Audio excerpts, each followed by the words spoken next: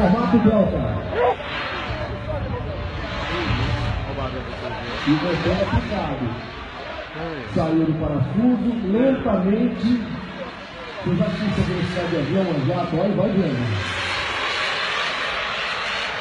Não é possível. Lembrei disso aí de ver os F-16 fazendo. Existe uma manobra que eles fazem que tem o nome de cobra, né? Na verdade, aquilo foi criado pelo piloto russo, aquela desaceleração, que tem o sobrenome de Chupakov.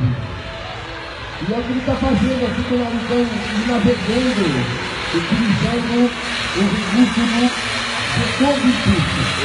O avião está na vertical, andando em pé.